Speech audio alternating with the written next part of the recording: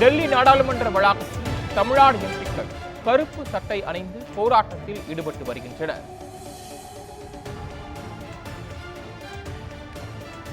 தமிழ்நாட்டிற்கான வெள்ள நிவாரண நிதியை வழங்க வலியுறுத்தி எம்பிக்கள் முழக்கத்தில் ஈடுபட்டு வருகின்றனர். தமிழ்நாட்டிற்கான வெள்ள நிவாரண நிதியை வழங்க வலியுறுத்தி எம்பிக்கள் முழக்கங்களை எழுப்பி வருகின்றனர். வெள்ள நிவாரண நிதியை மத்திய அரசு உடனடியாக வழங்க வேண்டும் என நாடாளுமன்ற வளாகத்தில் முன்பு பதாகைகளை ஏந்தி எம்பிக்கள் போராட்டத்தில் ஈடுபட்டு வருகின்றனர். நாடாளுமன்ற வளாகத்தில் முன்பு இருக்கக்கூடிய காந்தி சிலை அருகே திமுக எம்பிக்கள் போராட்டத்தில் ஈடுபட்டு வருகின்றனர். இது குறித்த கூடுதல் தகவல்களை வழங்குவதற்காக செய்தியாளர் டார்வின் இணைப்பில் காத்திருக்கிறார். டார்வின், மேலும் தகவல்கள். தமிழகத்தில் ஏற்பட்ட புயல் மற்றும் வெள்ளத்தின் காரணமாக ஏற்பட்ட பாதிப்புகளுக்கு நிவாரணம் வழங்க வேண்டும் என கோரி ஏற்கனவே தமிழக முதலமைச்சர் பிரதமர் மோடிக்கு கடிதம் எழுதியிருந்தார். அந்த கடிதத்தின் அடிப்படையில் 37,000 கோடியை உடனடியாக விடுவிக்க வேண்டும் என்றும் அவர் கோரியிருந்தார். குறிப்பாக இது தொடர்பாக மத்திய குழுவானது தமிழகத்தின் பல்வேறு இடங்களிலும் ஆய்வுகளை மேற்கொண்டிருந்தது.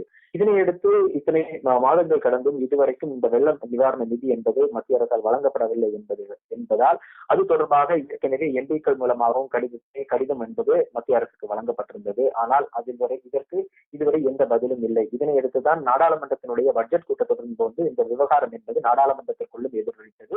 குறிப்பாக இந்த விவாதம் கடும் காரசாரமாக சென்றதை அடுத்து பின்பு தமிழக எம்பிக்கள், குறிப்பாக பார்த்தோம் என்றால் திமுக மற்றும் காங்கிரஸ் எம்பிக்கள் நாடாளுமன்றத்தினுடைய அவையில் இருந்து புறக்கணித்துவிட்டு வெளியே வந்தார்கள். இதனைத் தொடர்ந்து இன்று போராட்டம் நடத்தப்படும் என்பதையும் அவர்கள் அறிவித்திருந்தார்கள். அதன் அடிப்படையில் தான் இன்றைய தினம் ஒத்திவைப்பு தீர்மான நோட்டீஸ் முதலாக வழங்கப்பட்டிருந்தது. அதன் பின்பாக தற்போது நாடாளுமன்ற வளாகத்தில் இருக்கக்கூடிய காந்தி சிலை முன்பாக கருப்பு சட்டைகள் அணிந்து பதாகைகளை கையில் ஏந்தி தமிழக எம்பிக்கள் போராட்டத்தில் ஈடுபட்டு வருகின்றனர். குறிப்பாக காங்கிரஸ், திமுக மற்றும் கம்யூனிஸ்ட் கட்சிகளை சேர்ந்த எம்பிக்கள், விடுதலை சிறுத்தைகள் உள்ளிட்ட எம்பிக்களும் இந்த போராட்டத்தில் பங்கேற்றிருக்கிறார்கள்.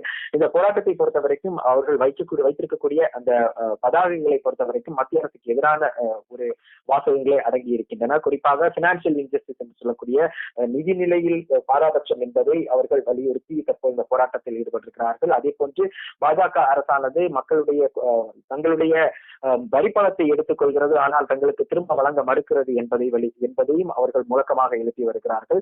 உடனடியாக இந்த அடக்குமுறைகளை அவர்கள் கைவிட வேண்டும், தமிழகத்திற்கு தேவையான அந்த வெள்ள நிவாரண நிதியை உடனடியாக விடுவிக்க வேண்டும் என்றும் அவர்கள் வலியுறுத்தி இருக்கிறார்கள். அதே போன்று தொடர்ச்சியாக நாட்டினுடைய ஜனநாயகத்தை இவர்கள் சீர்குலைக்கும் விதமாக நடைபெறுகிறார்கள். இதை அவர்கள் கைவிட வேண்டும் என்பதையும் வலியுறுத்தி தான் இந்த போராட்டத்தில் ஈடுபட்டிருக்கிறார்கள்.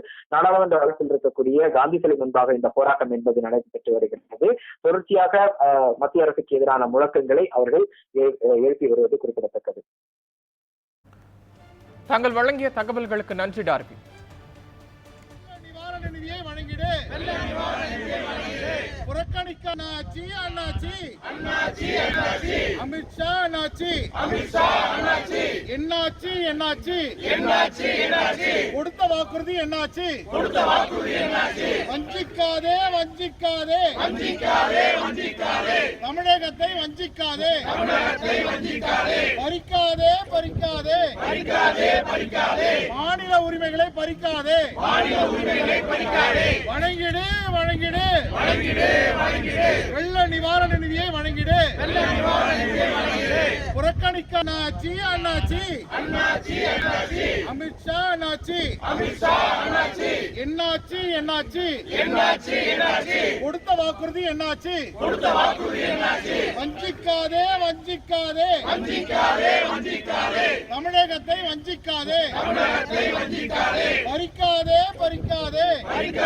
பறிக்காதே மாநில உரிமைகளை பறிக்காதே.